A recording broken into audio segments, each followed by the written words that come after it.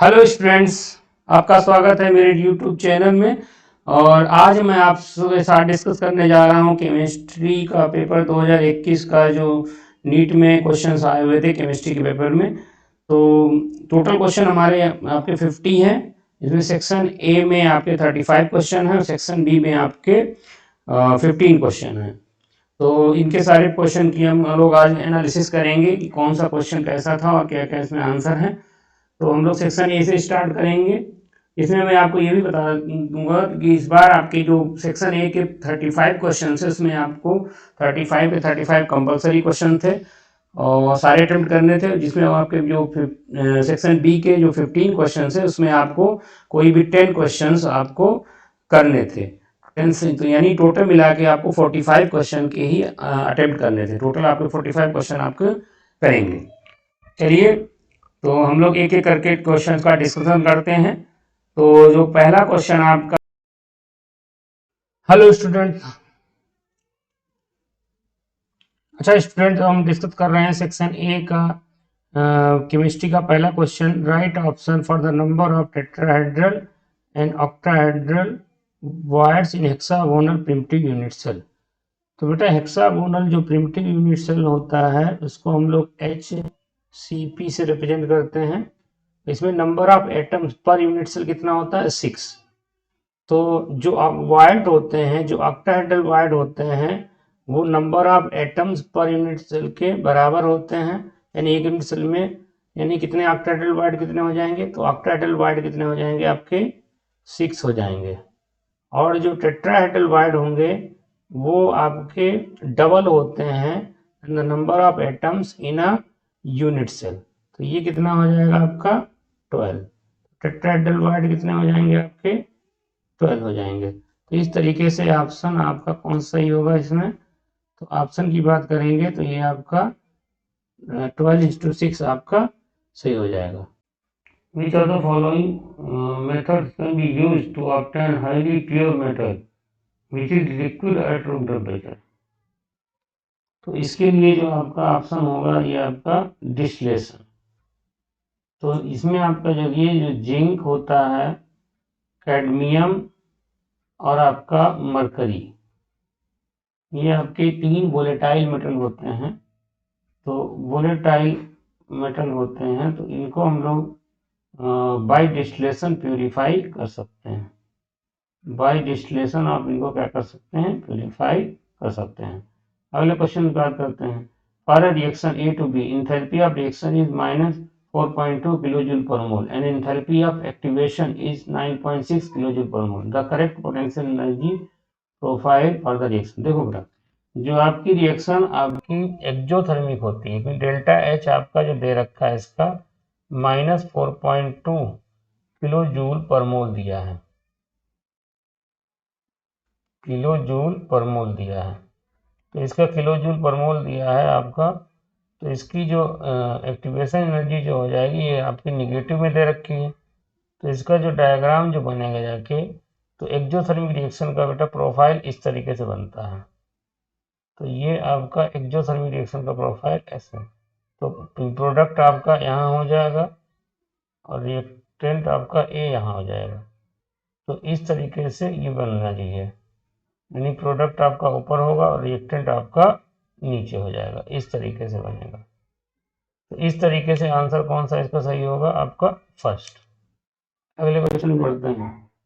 Nobel gases are named because of their inertness towards reactivity.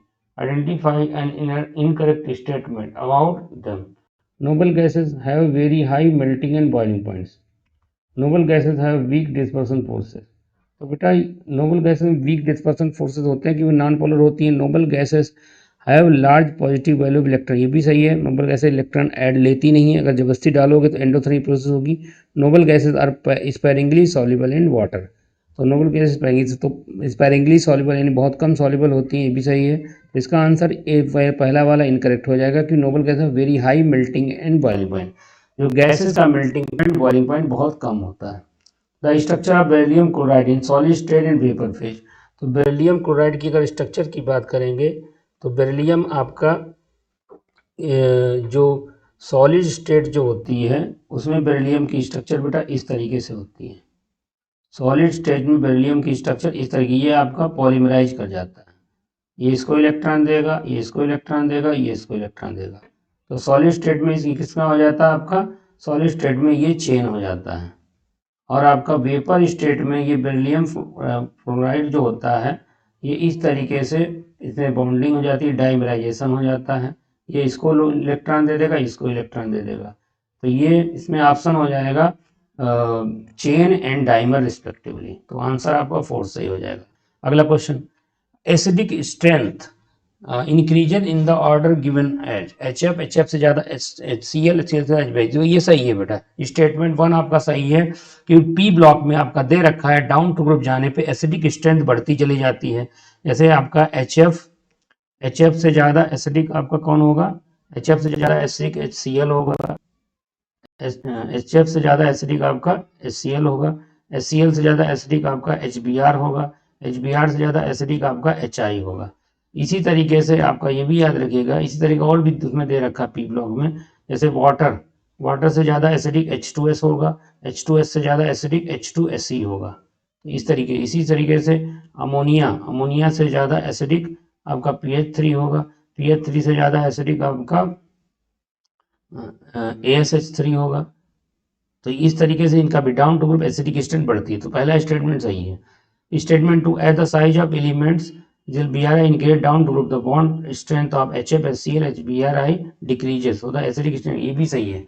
Down to group हम लोग बेटा size क्या करता है, इंक्रीज करता है, इसी वजह से एसिडिक स्ट्रेंथ भी बढ़ती चली जाती है। तो इसका करेक्ट ऑप्शन हो जाएगा both statement 1 and 2 are correct. तो आपका 4th ऑप्शन बेटा इस तरीके से इसका सही होना चाहिए। अगले क्वेश्चन क्या करते हैं, which one of the following polymers is prepared by addition polymerisation. तो भैया जब हमारे मोनोमर अनसैचुरेटेड होते हैं, जैसे एल्कीन एल्काइन, तो इनके और डेरिवेटिव एल्कीन एल्काइन का पॉलीमराइजेशन हो या इनके डेरिवेटिव का पॉलीमराइजेशन हो, तो वो होता है बाय एडिशन पॉलीमराइजेशन। तो आपका जो टेफ्लॉन है इसको टेट्राफ्लोरोइथीन का पॉलीमर कहते हैं। टेफ्लॉन जो होता है टेट्राफ्लोरोइथीन का पॉलीमर होता है। तो ये जब इसके n मॉलिक्यूल आपके पॉलीमराइज करते हैं तो आपका ये CF2 और ये CF2 तो होल और ये N इस तरीके से बन जाता है। तो ये आपका पॉलीमर है। तो ये आपका कौन सा पॉलीमराइजेशन है, ये आपका एडिशन पॉलीमराइजेशन है। जबकि नाइलॉन है, पॉलिस्टर हैं, ये सब क्या होते हैं, कंडेंसेशन पॉलीमर होते हैं। चलिए अगले क्वेश्चन की बात करते हैं। A particular reaction of all India Radio New Delhi broadcast of frequency of इतना, तो आपका the wavelength of the electromagnetic radiation emitted by the transmitter is. तो देखो बेटा ये इलेक्ट्रोमैग्नेटिक रेडिएशन कहाँ है, तो इलेक्ट्रोमैग्नेटिक रेडिएशन के लिए रिलेशन होता है वेवलेंथ और फ्रिक्वेंसी में, आपका C इक्वल टू होता है बेटा न्यू लैम्डा। और अगर मान लो आपका मैटर वेव का है तो मैटर वेव के लिए जैसे डी ब्रॉगली इक्वेशन लगती है, उसमें आपका लैम्डा इक्वल टू होता है, मैटर वेव के लिए आपका होता है, मैटर वेव के लिए लैम्डा इक्वल टू होता है H/P, जिसको आप डी ब्रॉगली वेवलेंथ भी कहते हैं। तो ये अलग क्वेश्चन होता है, लेकिन यहाँ पे आपका इलेक्ट्रोमैग्नेटिक रेडिएशन कहा है। इलेक्ट्रोमैग्नेटिक रेडिएशन के लिए आप लैम्डा लिखा लेंगे तो लैम्डा इक्वल टू हो जाएगा C/ν। अब आपका इसको सॉल्व करना है तो C की वैल्यू कितनी दे रखी है, C की वैल्यू दे रखी है 3 × 10⁸ मीटर पर सेकेंड अपॉन फ्रिक्वेंसी की वैल्यू दे रखी है 1368 आपका किलो हर्ज दे रखा है। तो इसको आप 1000 से मल्टीप्लाई कर लीजिए तो हर्ज में हो जाएगा। अब इसको जब सॉल्व करेंगे आपका तो आपका ये देखो 3 जीरो आप नीचे से ये एक एक करके कैंसिल कर लो, तो ये ऊपर 3 जीरो कैंसिल हो जाएगा, तो यहाँ 5 बचेगा। तो आपका आंसर यहाँ आ रहा है आपका 3 × 10⁵ अपॉन 1368। इसको आप सॉल्व करेंगे और सॉल्व ऑफ करने के बाद राउंड ऑफ करेंगे तो आपका आंसर आएगा 219.3। राउंड ऑफ करने पे आपका ये आंसर आ जाएगा। तो ये आंसर आपका 4 है। थोड़ा इसमें कैलकुलेशन ज़्यादा है तो इसको ध्यान दीजिएगा। अगला question number 60, zirconium and hafnium have similar atomic and ionic radii because of. तो भैया जिरकोनियम और हैफनियम की सिमिलर एटॉमिक रेडियस क्यों होती है, देखो बेटा डी ब्लॉक में क्या होता है, डी ब्लॉक में जब हम down to transition element down to group जाते हैं तो आपका 3D एलिमेंट से 4D एलिमेंट का साइज बड़ा होता है और 4D और 5D एलिमेंट का साइज बराबर हो जाता है। यानी ये जिरकोनियम जो है आपका 4D का एलिमेंट है, जिरकोनियम आपका 4D का है और हैफनियम आपका 5D का एलिमेंट है। तो इनका साइज सिमिलर क्यों होता है? इनका साइज सिमिलर हो जाता है ड्यू टू लेंथेनाइड कॉन्ट्रैक्शन। क्यों? डी और एफ की पुअर CD होती है, तो सिमिलर साइज क्यों होता है? Due to lanthanide contraction, due to lanthanide contraction. तो लेंथेनाइड कॉन्ट्रैक्शन की वजह से इसका आंसर कौन सा सही हो जाएगा? ड्यू टू, इसका ऑप्शन 7 आपका सही हो जाएगा। चलिए अगले क्वेश्चन की बात करते हैं। Match the list 1 with list 2। तो PCl5 इज, अब PCl5 का अगर आप हाइब्रिडेशन निकालेंगे तो PCl5 में एक Cl यहाँ, एक Cl यहाँ, तो एक Cl यहाँ रखेंगे बेटा, तो एक Cl यहाँ, एक Cl यहाँ, एक Cl यहाँ। तो इसका देखो टोटल बॉन्ड पेयर कितना है यहाँ पे? 5। तो लोन पेयर तो है नहीं, तो बॉन्ड पेयर टोटल 5 है, तो हाइब्रिडेशन हो जाएगा sp3d। लोन पेयर है ही नहीं तो शेप हो जाएगी ट्राइगोनल बाइपिरामिडल। तो आप लोग जानते होंगे। तो इसका पहले का आपका कौन सा मैचिंग होगी? पहले ए का होगा 4th, बी आपका SF6। तो SF6 में अगर आप बात करेंगे तो SF6 में बेटा S है और एक F आपका यहाँ होगा, एक F आपका यहाँ होगा, एक F यहाँ आपका हो जाएगा और एक F आपका बेटा यहाँ हो जाएगा और एक F यहाँ, एक F यहाँ। तो इस तरीके से इसकी ये बनेगी, जाके ये स्ट्रक्चर बन जाएगी। तो इसको ऑक्टाहेड्रल। इधर बॉन्ड पेयर कितने हैं बेटा? इधर बॉन्ड पेयर हैं आपके 6। तो हाइब्रिडेशन हो जाएगा sp3d2, शेप हो जाएगी आपकी ऑक्टाहेड्रल। तो इस तरीके से इसका आंसर आप बी की मैचिंग होगी आपकी 3rd। तो अब आपका आता है BrF5। अब BrF5 की अगर बात करेंगे तो BrF5 में आपके 5 तो फ्लोरीन लगे हुए हैं, लेकिन Br में वैलेंस इलेक्ट्रॉन कितने होते हैं? 7 वैलेंस इलेक्ट्रॉन होते हैं। तो एक यानी और Br में 7 वैलेंस इलेक्ट्रॉन होंगे, तो एक यहाँ शेयर हो गया, एक यहाँ शेयर हो गया, एक लोन पेयर बच गया। तो लोन पेयर बॉन्ड पेयर मिला के कितना आ रहा है? 6। तो हाइब्रिडेशन इसका भी क्या हो जाएगा? sp3d2। हाइब्रिडेशन sp3 हो जाए, लेकिन इसमें sp3d2 जब हाइब्रिडेशन होता है तो लोन पेयर रखते हैं हम एक्सियल पोजीशन पे। लोन पेयर कहाँ रखते हैं हम लोग? एक्सियल पोजीशन पे। जब लोन पेयर हम लोग एक्सियल पोजीशन पे रखते हैं तो इस वजह से इसका शेप कैसा हो जाएगा? इसका शेप हो जाएगा बेटा इस तरीके से। तो ये Br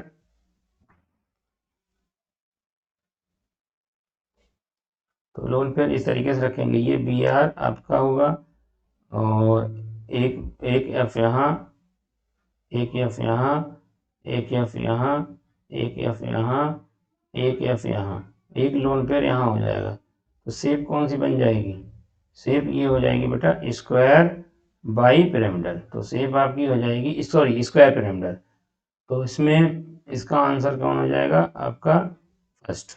तो सी का आपका फर्स्ट हो जाएगा। तो इस तरीके से ऑप्शन आपका 4th इसमें सही लग रहा है। चलो अगले क्वेश्चन की बात करते हैं।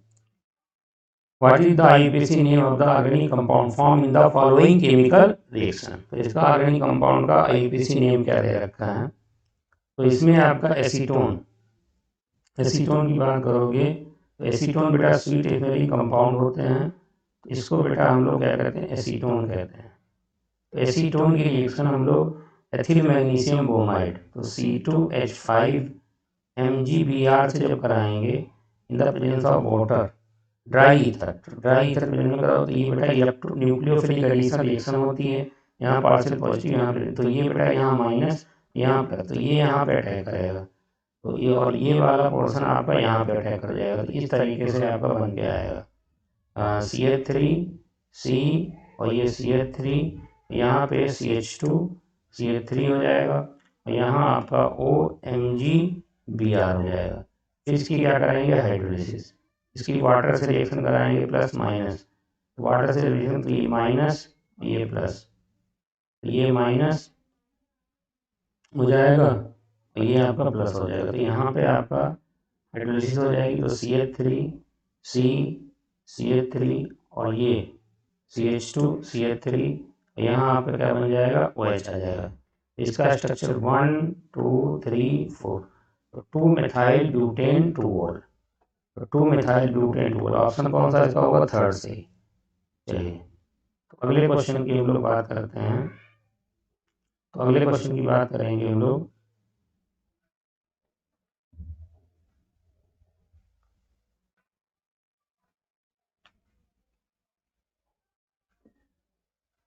अगला क्वेश्चन है an organic compound contains 78% carbon.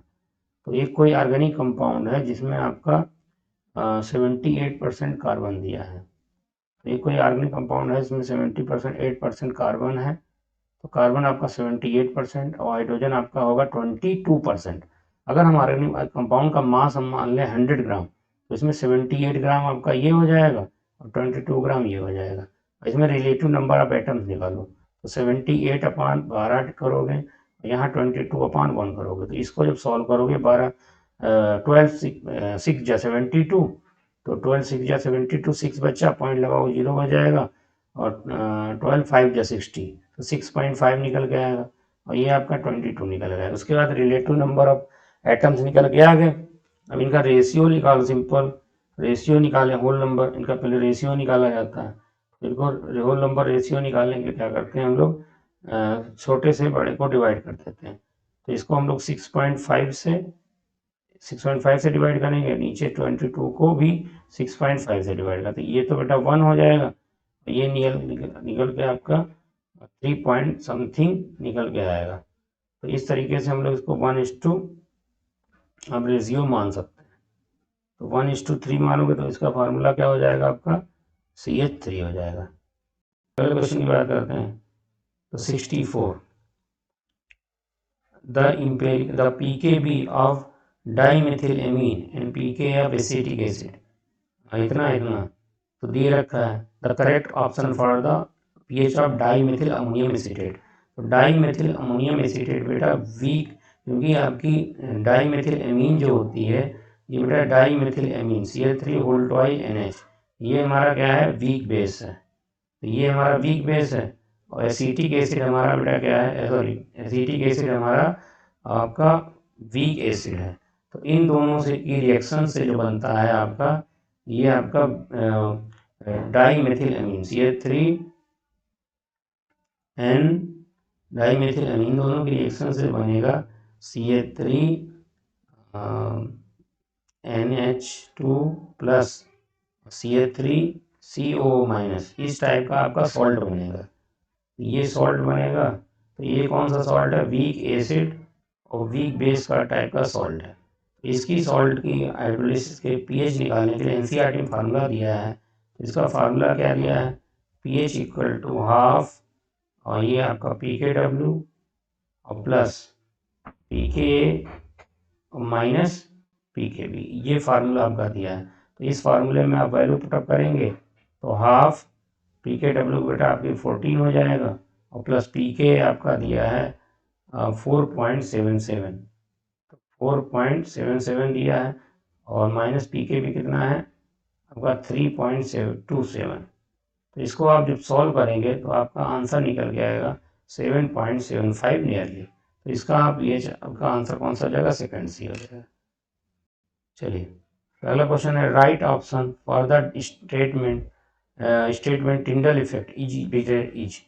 तो भैया टिंडल इफेक्ट कौन शो करता है, टिंडल इफेक्ट बेटा ट्रू सोल्यूशन शो नहीं करता। ये आपका ट्रू सोल्यूशन है, ग्लूकोज का सोल्यूशन ये शो नहीं करेगा। यूरिया का सोल्यूशन भी ट्रू सोल्यूशन होता है, और NaCl का सोल्यूशन ट्रू। तो ये स्टार्च का सोल्यूशन बेटा टिंडल इफेक्ट शो करेगा, कि स्टार्च बेटा पानी में घुलती नहीं है सही तरीके से। क्यों, स्टार्च आपका जानते हो, जो लोग पढ़े होंगे बायोमॉलिक्यूल में पढ़ा होगा, स्टार्च आपका एमाइलोपेक्टिन और एमाइलोज का मिक्सचर होता है, जिसमें एमाइलोज वाटर सॉल्युबल होता है, लेकिन एमाइलोपेक्टिन सॉल्युबल नहीं होता है। इसलिए स्टार्च का पूरी तरह नहीं घुलता है, हेट्रोजेनियस मिक्सचर होता है, और स्टार्च का सॉल्यूशन कोलाइडल होता है, इसलिए ये आपका टिंडल इफेक्ट शो करता है। अगला क्वेश्चन देखते हैं, क्वेश्चन नंबर 66 की बात करेंगे। Tritium is a radioactive isotope of hydrogen, emits which of the following particle. तो बेटा ये क्वेश्चन आपका हाइड्रोजन नामक चैप्टर से आया था। तो हाइड्रोजन में दे रखा हाइड्रोजन जिन एलिमेंट के लिए N/Z की यानी number of neutron upon proton की वैल्यू ग्रेटर देन 1 होती है, ये बेटा क्या करते हैं, ये आपका बीटा एमिटर होते हैं, ये आपका बीटा पार्टिकल इमिट करते हैं, ये आपके बीटा पार्टिकल इमिट करते हैं। तो आपका इसका आंसर कौन सा हो जाएगा, 4th। चलिए आगे question, the correct sequence of bond enthalpy of CX bond. तो इसकी बॉन्ड एंथैल्पी पूछी है। तो भैया डाउन टू ग्रुप जाने पे बॉन्ड लेंथ बढ़ती है, बॉन्ड एंथैल्पी घटती है। तो सबसे ज़्यादा बॉन्ड एंथैल्पी किसकी होगी, CH3F की होगी, उससे कम CH3Cl की, उससे कम CH3Br की, उससे कम CH। तो आपका correct option, correct sequence of bond enthalpy. तो बॉन्ड एंथैल्पी नीचे जाने पे घटेगी, तो आपका आंसर फर्स्ट आपका इसका सही होगा। चलिए अगला क्वेश्चन पे बात करते हैं। देखिए याद रखिएगा, डाउन टू ग्रुप जाने पे बॉन्ड एंथैल्पी घटता। The following solutions were prepared by dissolving 10 gram of glucose in 250 ml water, 10 gram of urea and और आपका 10 gram of sucrose in 250 ml of water. तो इनका vapour, the right option for the decreasing order of osmotic pressure of the solution. तो भैया आप जानते हो decrease in osmotic pressure, decrease in osmotic pressure जो होता है, ये आपकी क्या है, कोलिगेटिव प्रॉपर्टी है। तो ये आपकी कोलिगेटिव प्रॉपर्टी होती है। Decrease in osmotic pressure is the colligative property होती है। तो हम लोग क्या करते हैं, तो यानी जिसमें नंबर ऑफ पार्टिकल ज़्यादा होंगे उसमें ऑस्मोटिक प्रेशर कम होगा। तो भैया सॉल्यूशन का अमाउंट सेम दे रखा है और सब में 10-10 ग्राम आपका लिया गया है। तो जिसमें नंबर ऑफ पार्टिकल ज़्यादा होंगे उसमें ऑस्मोटिक प्रेशर सबसे कम होगा। तो मास सेम है, तो नंबर ऑफ पार्टिकल जो होते हैं, नंबर ऑफ पार्टिकल किस पे डिपेंड है, number of particle inversely proportional होगा नंबर ऑफ मोल के, नंबर ऑफ मोल के। तो नंबर ऑफ मोल क्या होता है, मास अपॉन मॉलिक्यूलर मास। तो भैया जिसमें मोल नंबर ऑफ मोल जिसमें कम होंगे उसमें ऑस्मोटिक प्रेशर ज़्यादा होगा। तो देखो इसमें, तो पहले ग्लूकोज के केस में देखो तो मॉलिक्यूलर मास तो सेम दे रखा, ये तो कांस्टेंट है। तो आपका n प्रोपोर्शनल टू क्या हो जाएगा, तो यहाँ से n प्रोपोर्शनल निकल के आएगा m, यानी मॉलिक्यूलर मास के, जिसमें मॉलिक्यूलर मास ज़्यादा होगा उसमें नंबर ऑफ एटम्स या नंबर ऑफ मोल कम हो जाएंगे। तो इस तरीके से आपका 1 देखो, तो सबसे ज़्यादा मोलर मास किसका है, सुक्रोज का, सुक्रोज का मोलर मास होता है 342। तो सुक्रोज का मोलर मास 342 है। तो इस तरीके से नंबर ऑफ मोल्स या नंबर ऑफ मॉलिक्यूल सबसे कम किस में निकल के आएंगे, नंबर ऑफ मॉलिक्यूल सुक्रोज में सबसे कम होंगे। तो सुक्रोज में नंबर ऑफ मॉलिक्यूल सबसे कम होंगे, तो इसका ऑस्मोटिक प्रेशर सबसे ज़्यादा, यानी सबसे ज़्यादा कौन सा होगा, सबसे ज़्यादा होगा P3। तो P3 एक ही ऑप्शन में सबसे ज़्यादा दे रखा है, थर्ड वाले में। तो ये सबसे सही होगा। अगला question, identify the compound that will react with Hinsberg reagent to give a solid which dissolves in alkali. तो इसमें आप याद रखिए, इसमें आपका जो ये ऑप्शन आपका सही हो जाएगा। क्यों, क्योंकि हिंसबर्ग रीजेंट क्या होता है, बेंजीन सल्फोनिल क्लोराइड को हिंसबर्ग रीजेंट कहते हैं, SO2Cl। इसकी रिएक्शन जब हम लोग कोई प्राइमरी एमीन से कराते हैं, कोई भी प्राइमरी एमीन हो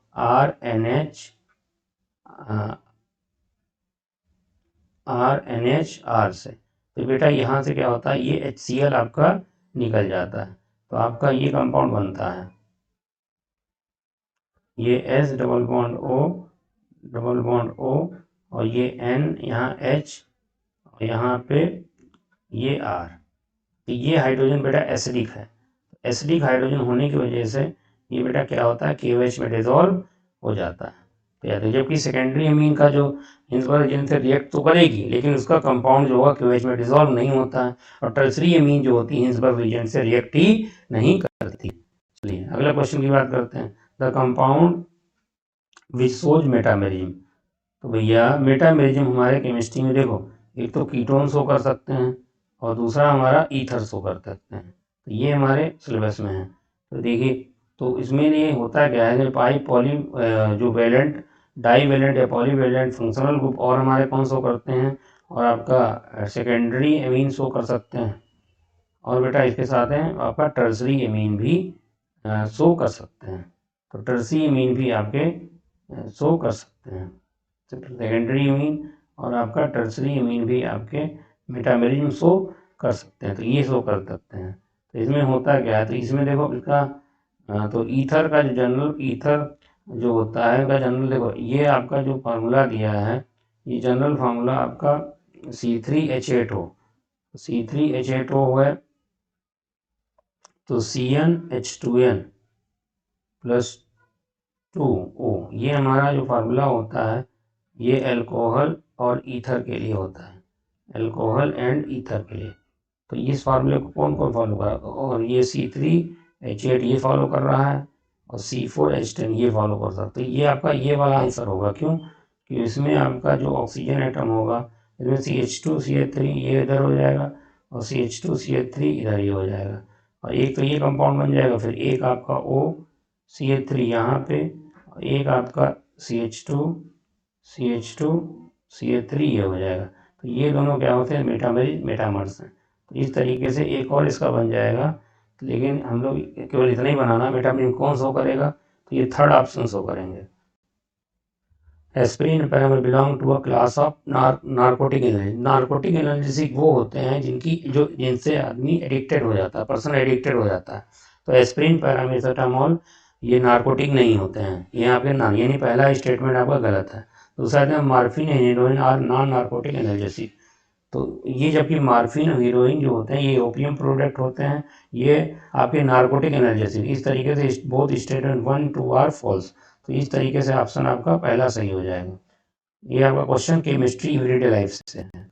अगला question, choose the correct option for graphical representation of Boyle's law which shows a graph of pressure versus volume of A gas at different temperature. तो बेटा बॉयल्स लॉ क्या कहता है, बॉयल्स लॉ होता है P inverse V, और कब, at constant temperature and amount of gas. तो ये बॉयल्स लॉ होता है। तो एक्चुअली होता है क्या है, बॉयल्स लॉ जब बनाया जाता है तो बॉयल्स लॉ का ग्राफ बेटा ऐसे होता है। तो कौन सा ग्राफ सही है, तो ये ग्राफ इसमें दे रखे हैं। तो इसमें आपका जो थर्ड वाला ये आपका ऑप्शन है ये आपका सही लग रहा है। क्यों, क्योंकि आप इधर जब नीचे से ऊपर जाओगे तो बेटा देखो, इधर नीचे से ऊपर जाओगे तो ऊपर जाने पे क्या है, देखो प्रेशर बढ़ रहा है, प्रेशर बढ़ता चला जा रहा है, जबकि वॉल्यूम कांस्टेंट है। तो कांस्टेंट वॉल्यूम ऊपर जाने पे वॉल्यूम कांस्टेंट है, तो कांस्टेंट वॉल्यूम पे P बॉन्ड टू T होता है, यानी प्रेशर बढ़ेगा तो टेम्परेचर भी बढ़ता चला जाएगा। तो ऊपर जाने पे ये टेम्परेचर जाएगा, यानी ये ऑप्शन आपका थर्ड सही होगा। तो ऊपर जाने पे कांस्टेंट वॉल्यूम पे जब ऊपर जाएंगे तो आपका टेम्परेचर बढ़ता चला जाएगा, ये ऑप्शन थर्ड सही हो जाएगा। क्वेश्चन तो इसमें आपका correct structure of 2,6 di methyl टेट 4 इनके लिए पूछा गया है। तो करेक्ट स्ट्रक्चर बेटा कौन सा हो जाएगा, तो आप इसमें आप नंबरिंग ये नाम लिखिए। तो पहले में आपने पढ़ा होगा डबल बॉन्ड की प्रायोरिटी मेथिल एक ग्रुप से ज़्यादा होती है, तो उस साइड से नंबरिंग करिए, इधर से डबल बॉन्ड 4 पे पड़े। तो ये 1 2 3, तो ये तो हो नहीं सकता, इसमें 3 पे डबल बॉन्ड पड़ रहा है। इसमें देखो सेकंड ऑप्शन में नंबरिंग करो, 1 2 3 पे डबल, ये भी नहीं हो सकता। चौथे ऑप्शन में अगर नंबरिंग करोगे तो 1 2 3 4 5 पे डबल बॉन्ड पड़ रहा है इधर से, और इधर से 1 2 3 4 5 पे डबल बॉन्ड पड़ रहा है, ये भी नहीं हो सकता। तो इस तरीके से आपका चौथा ऑप्शन सही हो सकता है। क्यों, इधर नंबरिंग करोगे देखो 1 2 3 4 5 6 7 8 9 10। तो देखो 2,6 डाईमिथाइल आ रहा है, 4 आ रहा है, तो 4। तो इस तरीके से ऑप्शन आपका फोर्थ सही हो जाएगा। क्वेश्चन पे याद करते हैं, the incorrect statement among the following is most of the trivalent lanthanide ions are colourless in the solid state. तो भैया देखो पहले ही ऑप्शन आपका गलत मिल गया है, क्योंकि लैंथेनाइड में आपके जब अनपेड इलेक्ट्रॉन होंगे तो कलर शो करेगा। तो ट्राईवेलेंट स्टेट में भी आपके लैंथेनाइड्स में कलर होते हैं, क्योंकि उसमें अनपेड इलेक्ट्रॉन मौजूद होते हैं। तो पहला ही ऑप्शन आपका गलत है। Which are the following reaction is the metal displacement reaction. तो भैया देखो एक ही रिएक्शन में देखो यहाँ बेटा आपका पहली रिएक्शन में ही आपका देखो क्रोमियम मेटल होता है, ये आपका डिस्प्लेस हो रहा है। अब कौन डिस्प्लेस कर रहा है, एल्युमिनियम। एल्युमिनियम ऑक्सीजन के साथ मिलकर कंपाउंड बना रहा है L2O3 और क्रोमियम को मेटल डिस्प्लेस कर। तो आपका ये ऑप्शन ये पहला सही हो जाएगा। अगला question, which one among the following is the correct option for the right relationship between CP and CV. ये बेटा आपका स्टेट्स ऑफ मैटर में क्वेश्चन दे रखा है, तो CP minus CV equal to क्या होता है, आर। इसको मेयर्स फार्मूला भी कहते हैं। तो इसका आंसर आपका फ्री का क्वेश्चन है ये, इसका आंसर ये सही हो जाएगा। अगला question 50, among the following alkaline earth metal halide which one is covalent and soluble in organic solvent.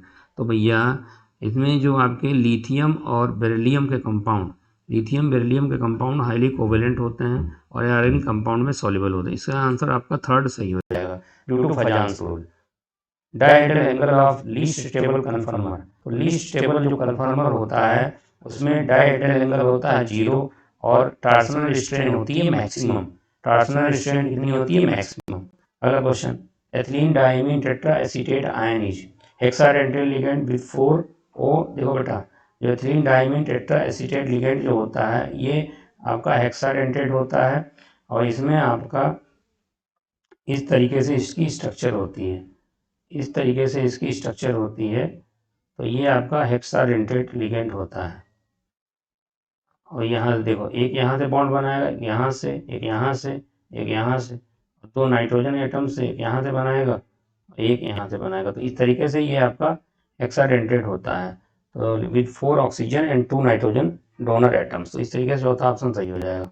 अगला question, RBC is deficiency disease of his. तो आरबीसी किसकी, RBC deficiency is deficiency disease of vitamin B12। Vitamin B12 में RBC deficiency हो जाती है, इसे पर RBC deficiency हो जाती है, जिसमें आरबीसी की कमी हो जाती है। इसमें आपका ऑप्शन फोर्थ हो जाएगा। अगला question, the maximum temperature that can be achieved in a blast furnace. तो इसका ऑप्शन बेटा पहला होगा। ब्लास्ट फर्नेस के अंदर मैक्सिमम टेम्परेचर होता है 2200 केल्विन और मिनिमम होता है 550 केल्विन, तो ये याद रखिएगा। अगला question, the major product of the following chemical reaction is. तो भैया जब इसमें ये आपका क्या दे रखा है, ये बेटा पराक्साइड दिया है, तो ये आपका पराक्साइड है और पराक्साइड के प्रेजेंस में ऑक्सीजन का आपका HBr का एंटी मार्कोनिक एडिशन होता है, उसमें Br आपका किनारे जुड़ेगा।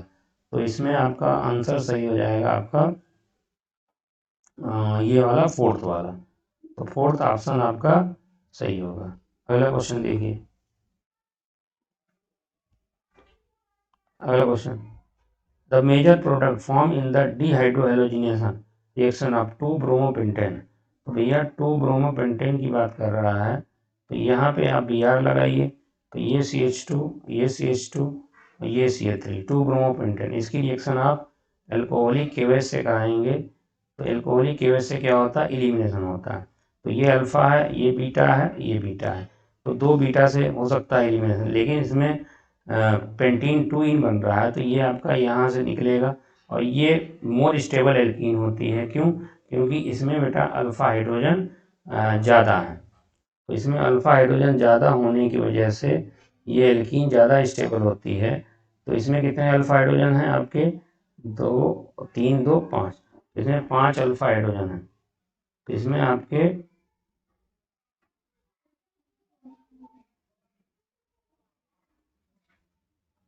तो इसमें 5 अल्फा हाइड्रोजन है, तो ये एल्कीन ज़्यादा है, तो मोर स्टेबल जो प्रोडक्ट बनता है वो सेटजेब रूल के हिसाब से बनता है। अगर ये मान लो 1 पेंटीन बनता, अगर आप यहाँ से H निकालते Br के साथ, तो आपका वो बनता जाके प्रोडक्ट ये CH2 double bond CH single bond CH2 और ये आपका CH2 CH3। तो ये जो प्रोडक्ट बनता जाके ये आपका लेस स्टेबल एल्कीन बनती, ये आपके हाफमैन प्रोडक्ट के हिसाब से बनती। तो इसमें मोर स्टेबल एल्कीन बन रही है, तो ये सेटजेब प्रोडक्ट होगा। अगला क्वेश्चन देखिए, the molar conductance of NaCl HCl and acetic and sodium acetate at infinite dilution are. तो इसकी मोलर कंडक्टेंस ये बेटा इलेक्ट्रोकेमिस्ट्री की NCERT में का एग्जाम्पल आपका ऑब्जेक्टिव बना के पूछ लिए हैं। तो इसमें क्या फार्मूला होता है, साफ साफ दिया, molar conductance of acetic acid eight infinite dilution जो होता है ये होता है उसका formula lambda M not sodium acetate plus lambda M not HCl minus lambda M not NaCl की जरूरत नहीं। तो अब सारी वैल्यू आपकी पुटअप दे रखी हैं, इन सारी वैल्यू को आप पुटअप करिए। पुटअप करके आप यहाँ से आप इन वैल्यू को पुटअप कर लीजिए। तो लैम्डा एम नॉट आपका जो सोडियम एसीटेट आपका दे रखा है, सोडियम एसीटेट आपका जो दे रखा है 91, तो ये आपका सोडियम एसीटेट का 91 दे रखा है, ये 91 रख लो। और प्लस HCl का आपका दिया गया है इसमें 426 पॉइंट, तो 426 रख लो लगभग में, तो आंसर दूर दूर है। और 426 और प्लस आपका NaCl का दिया गया है इसमें 126.45। अब इसको आप सॉल्व कर लीजिए। तो पहले तो आप इसको ऐड कर लीजिए, यह 426 को आप इसमें 91 में ऐड कर लीजिए, तो आपका 7 हो जाएगा। और 9 2 11 और 4 5 517, तो 517 आ रहा है। तो 517 में से आप क्या करिए, 570 में 126 आप माइनस कर लीजिए। तो 126 अब जब माइनस करेंगे तो ये कितना आएगा, यहाँ घटाओगे 1 आ जाएगा, यहाँ कैरी करोगे यहाँ 9 आ जाएगा, और यहाँ पर 4 में से 1 गया तो 3 आ जाएगा, तो 391 समथिंग। यानी आपका कौन सा आंसर सही होगा, फर्स्ट वाला। चलिए अगला क्वेश्चन देखिए, the correct option for the number of body centred unit cell in all 14 types of Bravais lattices. ये नया क्वेश्चन बना है, NCERT से ही है। तो इसमें याद रखिए, जो बॉडी सेंटर पूछा, तो एक तो बॉडी सेंटर आपका क्यूबिक में बनता है, एक तो आपका बॉडी सेंटर आपका क्यूबिक सिस्टम में बनता है। तो क्यूबिक सिस्टम में एक बॉडी सेंटर बनता है, दूसरा एक आर्थोरोम्बिक या रोम्बिक में आपका बनता है, और तीसरा आपका टेट्रागोनल में आपका एक बॉडी सेंटर बनता है। तो इसके ऑप्शन कौन सा हो जाएगा, टेट्रागोनल में एक बनता, टोटल कितने होंगे 3, तो 3 बॉडी सेंटर आपका बनेंगे। अगर आपसे पूछ दे एंड सेंटर कितने बनता है, तो एंड सेंटर आपका 2 ही में बनता है, आपका आर्थोरोम्बिक और आपका मोनोक्लाइनिक में एंड सेंटर बनता है। और पूछ दिया सबसे ज़्यादा ब्रेविस लेटिस किसके होते हैं, तो आर्थोरोम्बिक के होते हैं, तो ये याद रखिएगा। अब हम लोग सेक्शन बी पे आते हैं। तो सेक्शन बी की बात करेंगे, तो सेक्शन बी में देखिए, सेक्शन बी की बात करेंगे। पहला question, which of the following molecule is non polar in nature. तो भैया जो सिमेट्रिकल मॉलिक्यूल होते हैं वो कैसे होते हैं, नॉन पोलर होते हैं। आप देखो SbCl5, SbCl5 की स्ट्रक्चर देखोगे तो इस तरीके से आपकी SbCl5 की स्ट्रक्चर है। तो ये आपकी स्ट्रक्चर आपकी कैसी हो गई, ट्राइगोनल बाइपिरामिडल। तो इनका डाइपोल मोमेंट μ1 इधर आएगा, और इसका डाइपोल मोमेंट μ2 इधर आ जाएगा, और इनका डाइपोल मोमेंट ये μ1 और ये आपका ये इधर रहेगा, और इसका ये म्यू इधर रहेगा। तो ये सब ये इनको कैंसिल कर लेंगे, ये इसको कैंसिल, तो ये नॉन पोलर हो जाएगा। तो आपका नॉन पोलर कौन सा होगा, SbCl5। अगला क्वेश्चन देखिए, the correct option for the value of vapour pressure of A solution at 45 degrees with benzene to octane in a molar ratio 3:1। तो भैया ये लिक्विड सॉल्यूशन है, और लिक्विड सॉल्यूशन के लिए फार्मूला होता है P टोटल इक्वल टू होता है P1 नॉट और प्लस P2 सॉरी इसके लिए फार्मूला होता है P2 not minus P1 not into x2। इस फार्मूले को आप अप्लाई करेंगे तो P1 की वैल्यू कौन सी, कम वाली वैल्यू यहाँ पे P1 मानते हैं हम, तो P1 की वैल्यू दे रखी 280, तो 280 यहाँ रख लीजिए, और प्लस P2 नॉट आपका है 420 माइनस 280 ये रख लीजिए इंटू x2 क्या है, x2 आपका है मोल फ्रैक्शन किसका, जो P2 है, P2 कौन सा है, ज़्यादा वाला, ज़्यादा किसका है बेटा, ऑक्टेन। तो ऑक्टेन का मोल फ्रैक्शन कितना हो जाएगा, तो बेंजीन टू ऑक्टेन, यानी ऑक्टेन के 2 मोल हैं, और तो बेंजीन के कितने होंगे 2, तो मोल फ्रैक्शन कितना हो जाएगा, 2 mole of octane upon total mole कितने हो जाएंगे 5। तो ये कितना, इसको सॉल्व करोगे तो पॉइंट लगाओगे, ये पॉइंट इसकी जगह 0.4 आ जाएगा, तो आपका 280 और प्लस ये हो जाएगा, इसमें से घटाओगे 420 में से 280, तो 0 में 0 गया, और यहाँ से कैरी करो 12 में से 8 गया, कितना आएगा 4। तो ये आपका कितना हो जाएगा, यहाँ बचा 3 में से 3 में से 2 गया, कितना आएगा 1, तो 1 इंटू कितना हो जाएगा जो कि B2.4 आ जाएगा। तो पॉइंट हटा लोगे, ये आपका कैंसिल हो जाएगा, और जो कुछ 56, तो ये 50 14 14 4 जा 56, तो आपका 280 और प्लस आपका 56, तो ये ऐड करोगे तो 6 आ जाएगा, और 8 5 13 3 आ जाएगा, और 2 1 3, 336 mm ऑफ Hg आ जाएगा। तो आंसर ये सही होगा। अगला क्वेश्चन देखिए, the product form in the following chemical reaction. तो भैया NaBH4 जो होता है ये माइल्ड रिड्यूसिंग एजेंट होता है NaBH4। तो ये हमारा एसिड ग्रुप को और एस्टर ग्रुप को या एसिड डेरिवेटिव वगैरह को ये रिड्यूस नहीं करता है, ये केवल एल्डिहाइड और कीटोन को रिड्यूस कर देता है अल्कोहल के लिए। तो एल्डिहाइड कीटोन को रिड्यूस करता है, तो इसका आंसर आपका कौन सा हो जाएगा। इसे बाकी के पोर्शन को ये टच नहीं करेगा, केवल आपके एल्डिहाइड कीटोन को रिड्यूस करेगा। तो इस तरीके से आंसर कौन सा हो जाएगा आपका, थर्ड सही हो जाएगा। अगले क्वेश्चन की बात करते हैं, for irreversible expansion of an ideal gas under isothermal condition the correct option है।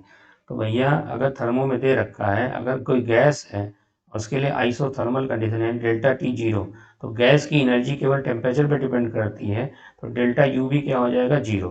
तो डेल्टा टी जीरो तो डेल्टा यू भी जीरो। तो इस केस में, लेकिन अगर इरिवर्सिबल प्रोसेस दे रखा है मतलब स्पॉन्टेनियस रिएक्शन है, और स्पॉन्टेनियस जब भी रिएक्शन होती है तो टोटल एंट्रोपी चेंज जीरो नहीं होता है, तो यानी एंट्रोपी तो बढ़ती ही चली जाएगी। तो ऑप्शन कौन सा हो जाएगा आपका, second, delta U zero, delta S total power not zero. अगला question, the molar conductivity of 0.05 molar acetic acid is 20 centimeters per mole. What is the dissociation constant of acetic acid? Choose the correct option. तो इसमें देखो भैया, पहले तो आप alpha निकालिए। तो अल्फ़ा निकालने के लिए हम लोग क्या करते हैं, अल्फ़ा निकालने के लिए आपका जो अल्फ़ा निकालने के लिए फार्मूला होता है degree of dissociation, lambda M upon lambda M not, ये फार्मूला होता है।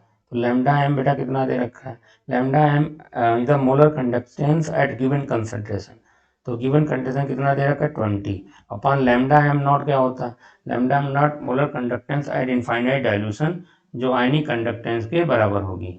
तो इसकी जगह ये दोनों जोड़ के आप लिख लो, तो ये इन दोनों के सम के बराबर हो जाएगी मोलर कंडक्टेंस इनफाइनाइट डाइल्यूशन। तो ये कितना हो जाएगा 350, और ये ऐड करोगे कितना हो जाएगा 400 हो जाएगा। तो 400 हो जाएगा, ऊपर से एक जीरो, ये एक जीरो कैंसिल हो जाएगा, और ये 2 1 जा 2, 2 2 जा 4, कितना आएगा 1/20 आ गया। अब 20 से 1/20 आ गया, तो ये 20 आ गया। तो यहाँ से अब इसको क्या करो, ये अल्फ़ा आप यहाँ से 1 को आप क्या करो 20 से आप डिवाइड कर लो। तो 1 को अगर आप 20 से डिवाइड करेंगे तो पॉइंट लगाओगे जीरो आ जाएगा, फिर जीरो लगाओ जीरो, और 25 या 100, तो आपका ये निकल के आएगा 0.05। तो 0.05 निकल के आ रहा, ये आप कह सकते हो 5 × 10⁻²। तो ये अल्फ़ा आ गया। अब यहाँ से क्या करिए, आप जानते हो डिसोसिएशन कांस्टेंट जो एसिटिक एसिड के लिए होता है K = C∝²। तो ये वैल्यू आप रखिए, सी की वैल्यू कितनी दे रखी है, जीरो। सी की वैल्यू आप इसको आप सही करके लिख लो, 7 × 10⁻³ रख लो, और इंटू अल्फ़ा, अल्फ़ा कितना है, अल्फ़ा आपका 5 × 10⁻² का स्क्वायर कर लो। तो इसको जब सॉल्व करोगे तो आपका 7 × 10⁻³ इंटू 5 करो 25, इंटू कितना आएगा 10⁻⁴। तो इसको जब सॉल्व करोगे तो इसको आप मल्टीप्लाई करोगे, तो 25 7 जा कितना हो जाएगा 175।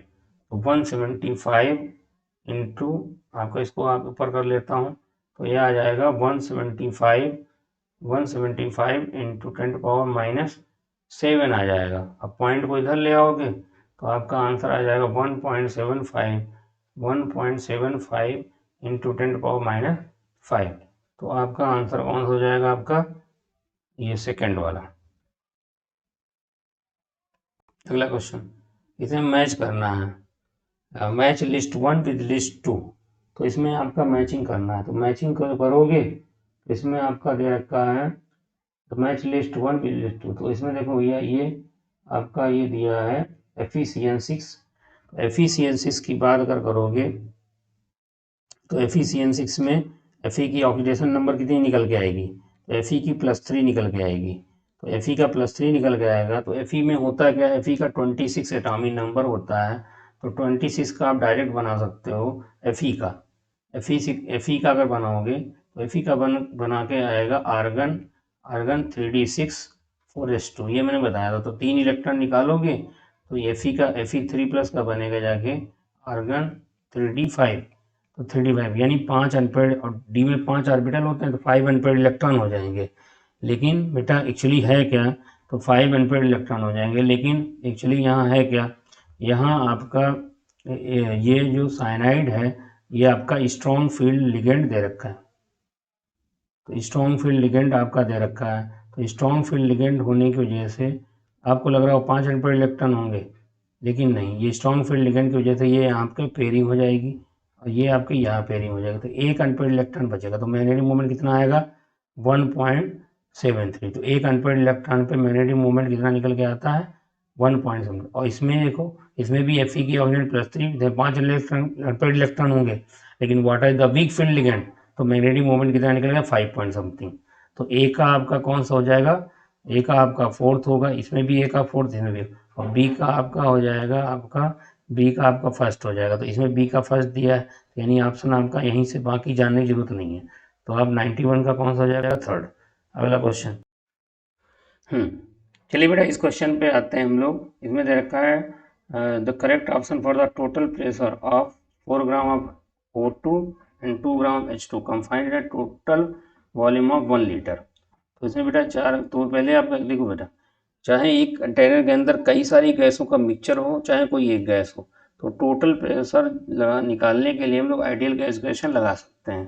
तो इसमें आप टोटल मोल पहले निकाल लीजिए। तो टोटल मोल कितना हो जाएगा, 4/32 और प्लस 2/2। इसको आप सॉल्व करेंगे, 4 8 जा 32, 2 1 जा 2, आपका कितना आएगा 1/8 और प्लस 1। तो ये कितना, 8 1 जा 8 प्लस 1 9/8 आ जाएगा टोटल मोल। तो टोटल मोल आपका 9/8 हो गया। तो यहाँ से आप पी, आप जानते हो आइडियल गैस इक्वेशन क्या होती है।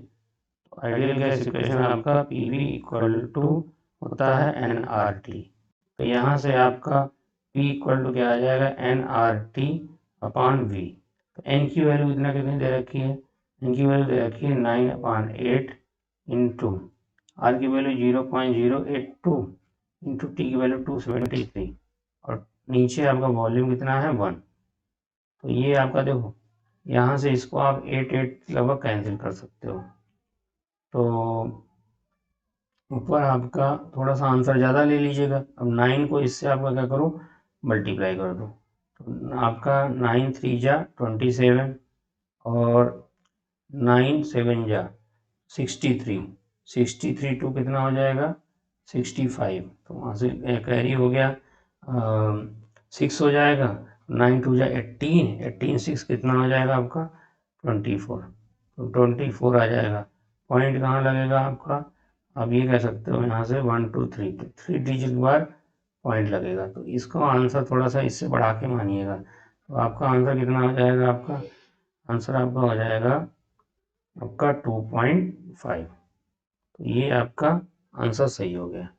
अगले क्वेश्चन की बात करें तो ये तो इसमें ये बेटा जानते हो, ये आपका यहाँ पे डिकार्बोक्सिलेशन रिएक्शन दे रखी है। तो इसमें जो यहाँ पूछा, तो NaOH के साथ यहाँ पे हम लोग NaOH के साथ यहाँ पे हम लोग क्या लेते हैं, NaOH के साथ यहाँ पे हम लोग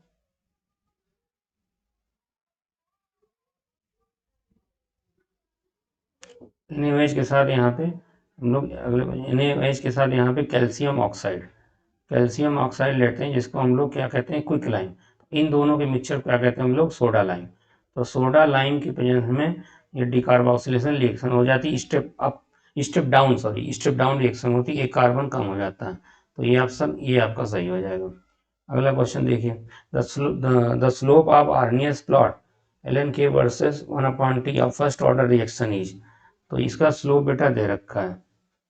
तो स्लोप आपका देखिए, ये इस तरीके से रिएक्शन होती है, आपने पढ़ा होगा k इक्वल होता है a इंटू e⁻⁻ तो इसका जब आप लॉग लेते हैं, तो लॉग लेंगे तो ln के टर्म में, तो ln k इक्वल हो जाता है ln A और माइनस EA/RT, तो ये आपका हो जाता है। तो इसमें ये ln K वर्सेस 1/T के बीच ग्राफ खींचा गया है। 1/T के बीच ये ln वर्सेस 1/T के बीच ऐसे ग्राफ, निगेटिव स्लोप के साथ ग्राफ बनेगा। तो इसका स्लोप जो दिया हुआ है ये स्लोप जो है यहाँ से ये आपका माइनस EA/R के बराबर होता है। तो इसमें माइनस EA/R आपका दे रखा है माइनस का 5 × 10⁻3। तो यहाँ से ये देखो माइनस माइनस प्लस हो जाएगा, तो EA की वैल्यू कितनी आ जाएगी 5 × 10⁻3 इंटू आप क्या कर लोगे 8.314, तो 8.314 अब ये जूल में आएगा, लेकिन आंसर इसमें किलो जूल में दे रखा है, तो इसको 1000 से क्या कर लोगे डिवाइड, तो ये देखो कैंसिल हो जाएगा, ये कैंसिल। अब 5 से इसको मल्टीप्लाई कर लिए, तो 5 4 जा 20, 5 3 जा 15 और आपका 2 17 आ जाएगा, और 5 8 जा 40 41 41, तो ये आपका आंसर आ जाएगा। तो आपका निकल के आएगा 4.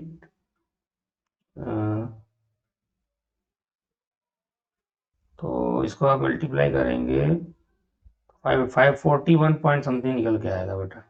इसको सॉल्व कर लिएगा तो ये 41 पॉइंट समथिंग निकल के आएगा इसका आंसर। अगला क्वेश्चन देखिए, the intermediate compound x in the following chemical reaction is. तो इसमें इटार्ड रिएक्शन का है, एनसीईआरटी में एग्जाम्पल दे रखा है। तो इसमें इंटरमीडिएट CrO2 Cl2 में आपका ये वाला फोर्थ ऑप्शन आपका बनता है, ये कॉम्प्लेक्स बनता है, इसकी हाइड्रोलाइज हो जाती है। तो इसमें देखो बेटा, तो पहली रिएक्शन जो है बेटा ये आपका इसका ट्रोफो जो SO2 + O2 ये इसमें गैस SO3 गैस में चेंज हो जाती है, ये ट्रोफोस्फोरिपोलेशन है। तो पहले तो बी का आपका हो जाएगा ओजोन डिप्लेशन, तो बी का आपका थर्ड है, तो बी का आपका थर्ड दो ऑप्शन दिया है, ए पहला और दूसरा। फिर आपका इसमें स्मॉग बेटा ये आपका डी का आपका ये सेकंड हो जाएगा, डी का आपका सेकंड हो जाएगा, तो डी का आपका सेकंड यानी स्मॉग, तो इसका ऑप्शन आपका सेकंड बेटा सही होगा। तो ये आपका इन्वायरमेंटल केमिस्ट्री क्वेश्चन है। एक आपका फोर्थ हो जाएगा, ए आपका ट्रोपोस्फेरिपोल्यूशन है, बी आपका जो ओजोन डिप्लेशन है, और सी जो आपका है ये आपका एसिड रेन के कारण होता है, एसिड रेन की वजह से जो ताजमहल डिके हो रहा है। डी का आपका सेकेंड हो जाएगा स्मॉग, तो NO2 आपका NO + O में टूट रहा है। अगले क्वेश्चन में याद करते हैं, from the following pairs of ions which one is not an iso electronic pair. तो कौन आइसो इलेक्ट्रॉनिक नहीं है, तो जिसमें समान इलेक्ट्रॉन ना हो। तो भैया Mn का देखो, Mn का 25 होता है, तो 2 इलेक्ट्रॉन निकल जाएंगे Mn2+ में, तो 23 बचेगा। और Fe में आपका 26 होता है, तो 2 इलेक्ट्रॉन निकल जाएंगे 24 बचेगा। तो आपका ऑप्शन ये थर्ड वाला गलत होगा। अगला क्वेश्चन देखो, इसमें फिर मैच लिस्ट 1 विथ लिस्ट 2। तो भैया पहली रिएक्शन जो गटरमैन कॉच रिएक्शन है, तो पहली रिएक्शन गटरमैन कॉच रिएक्शन है, तो पहले का सेकंड हो जाएगा। और ये रिएक्शन है आपकी NaOH करा रहे हैं, तो ये एल्डिहाइड कीटोन के साथ ये हेलोफॉर्म रिएक्शन है। और ये R-CH2 है, ये एस्टरिफिकेशन दे रखा है, एस्टर बन रहा है। और ये आपकी है HVZ रिएक्शन। तो इस तरीके से ए का कौन सा होगा, ए का आपका सेकंड हो जाएगा। तो ए का सेकंड केवल एक ऑप्शन में सही दिया है, थर्ड वाले में, तो ये आपका सही हो गया। अगला question, in which of the following arrangement the given sequence is not strictly according to properties indicated against it. तो इंक्रीजिंग pKa वैल्यूज, तो भैया देखो pKa बढ़ेगा तो एसिडिक स्ट्रेंथ कम हो जाएगी, क्यों, तो pKa इक्वल टू होता है आपका -log Ka। तो Ka ज़्यादा होता है तो एसिडिक स्ट्रेंथ ज़्यादा होती है, लेकिन pKa घटेगा, तो एसिडिक स्ट्रेंथ ज़्यादा होगी तो Ka ज़्यादा और pKa घटेगा, यानी pKa कम होना चाहिए। जबकि इसमें देखो, इसमें आपका एसिडिक स्ट्रेंथ बढ़ती चली जा रही है, एसिडिक स्ट्रेंथ बढ़ती चली जा रही है, pKa एक घटता चला जाएगा, तो ये पहले ही आपका गलत हो जाएगा। अगला question, the reactant are in the given sequence of reaction. तो ये बेटा आर जो होता है ये रिडक्शन होता है। इसमें एनसीईआरटी में मीन वाले चैप्टर में दे रखा है, यहाँ पे H3PO2 ले सकते हो या एथेनॉल ले सकते हो। तो इसमें ऑप्शन कौन सा हो जाएगा, इसके प्रेजेंस में ये डाइजो ग्रुप गायब हो जाता है, तो इसका आंसर ये सही हो जाएगा। तो इस तरीके से आपके टोटल आपके 100 क्वेश्चन करना हो उसके बारे में हमको आप बताएं, ठीक है। अगर आपको कुछ समझ में आया हो और तो हमारे चैनल को आप लाइक करें और सब्सक्राइब करें। तो नेक्स्ट वीडियो से मतलब मैं जल्दी ही यूट्यूब चैनल पे आपके साथ लाइव आया करूँगा, मैं आपको लाइव पढ़ाऊँगा, ठीक है। तो थैंक्स फॉर वॉचिंग। इसी तरीके से आप हमारे साथ जुड़े रहिए और अपने लक्ष्य को आप